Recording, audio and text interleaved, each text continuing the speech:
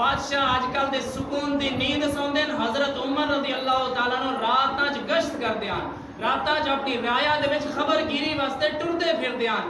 آپ دے کئی واقعات اس طرح ہوندے نے. ایک واقعہ اس طرح آیا کہ آپ رات دے وقت گشت کر رہے ہیں, ویکھیا کہ کسی جگہ تے روشنی اگدی آ رہی. آپ نے آکھیا شاید کوئی مسافر ہے. نال دے غلام نے آکھیا چل بلا مسافراں کول حال حوال لئیے. جا کے ویکھیا کہ ایک عورت اور چولہے تے ایک ہانڈیا پائی ہوئی ہے اور اگ بالی ہوئی ہے, بچے رو رہے ہیں. پوچھا اے عورت بھلا یہ بچے کیوں رو رہے ہیں؟ آکھیا ایک سردی ایک رات انہاں دو چیزاں نے روک کے رکھا, کھان پین نو کوئی چیز ہے نہیں, بچے بھوک دے مارے رو رہے ہیں.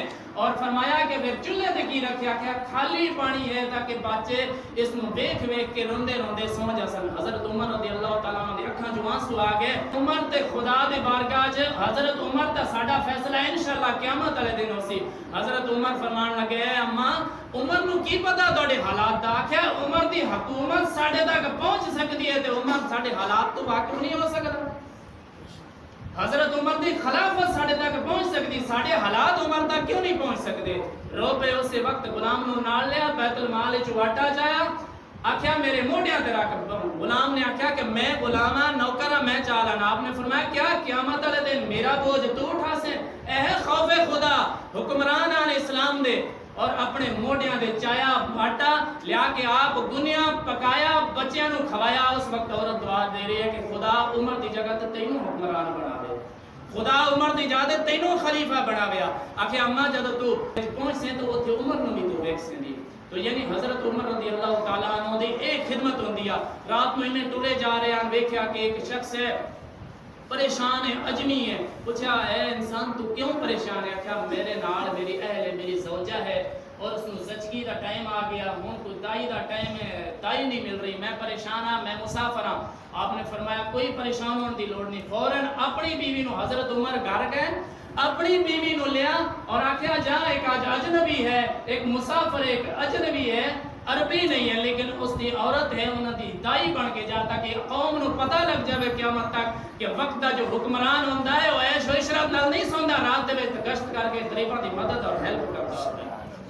اس طرح میرے نبی علیہ الصلوۃ والسلام دے اس پیارے صحابی دے بارے وچ حضرت علی رضی اللہ تعالیٰ عنہ فرماندے ہوندے ہیں تو بھی تسی نیکاں دا ذکر کرو اودوں حضرت عمر نو نہ بھولیا کریا. جدوں بھی نیکاں دا ذکر آوے حضرت عمر نو نہ بھولیا جے. میرے نبی علیہ الصلوۃ والسلام نے فرمایا عمر دے دل تے اور زبان تے خدا نے حق جاری فرمایا. عمر کدی بھی خطا نہیں عمر تو ہوندی, حضرت عمر دے دل تے بھی خدا نے حق جاری فرما دیتا, زبان تے بھی حق جاری فرما دیتا. کہ دریائے نیل نو رکا لکھیا حضرت عمر سارے نے سنیا. میں واقعہ ایک خط لکھا کسی بندے والے لکھا, مینوں یقین نہیں کہ پتہ نہیں میری گل مان لی سی کہ نہ مان لی سی. حضرت عمر بن عاص گورنر مصر فتح ہویا.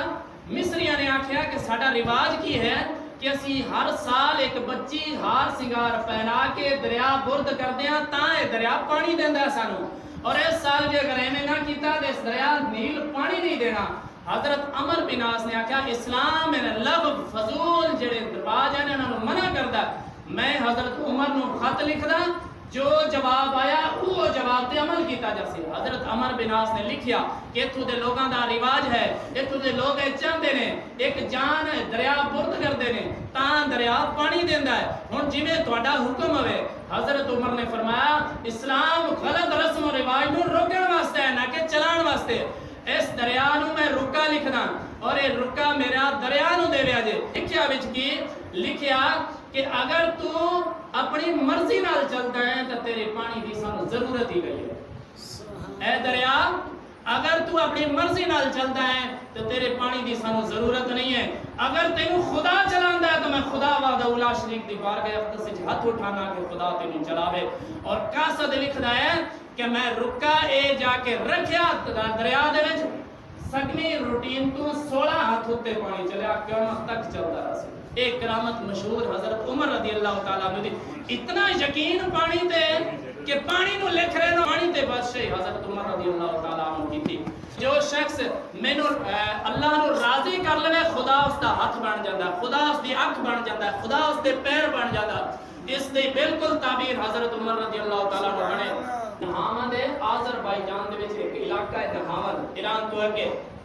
اوتھے حضرت عمر نے ایک لشکر بھیجیا جہاد واسطے. حضرت سالار لشکر دے تے کافر غالب آ گئے. حضرت عمر رضی اللہ تعالیٰ عنہ جمعے دا دن خطبہ فرمایا مدینے پاک تو 1 مہینے دا پیدل سفر دا ٹائم لگدا ہے تا جا اوتھے پہنچدا بندہ. حضرت عمر خطبہ فرماندا نگاہ دے سامنے وہ سارا منظر آ گیا جہادیاں دا.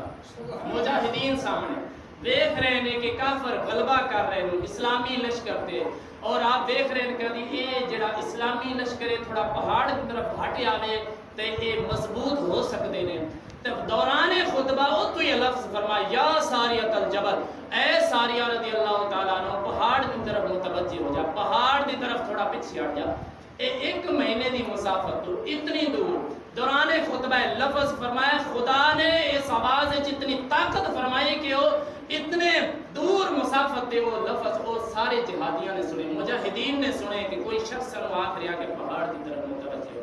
جدو قاصر فتح دی خوشخبری لے کے آیا حال وال پوچھیا تو دسیا کہ سنو غیب وچ آواز آئی کوئی شخص سنو آخریا ہا کہ پہاڑ دی طرف متوجہ ہو.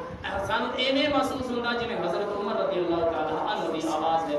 یار جس نے خدا نو راضی کر لے خدا اس تے دنیا ایویں میدان سامنے لے آندا ہے کہ سارے مجاہدین بھی آپ دیکھ رہے ہیں, آپ ایتھوں بول رہے ہیں اوتھے آواز پہنچ رہی ہے, اور ایتھے بیٹھ کے مدینے چ مسجد وچ بیٹھ کے نگرانی کر رہے ہیں. اے ہوندی ہے خدا وحدہ لا شریک دی عطا, اور خدا نے عطا حضرت عمر رضی اللہ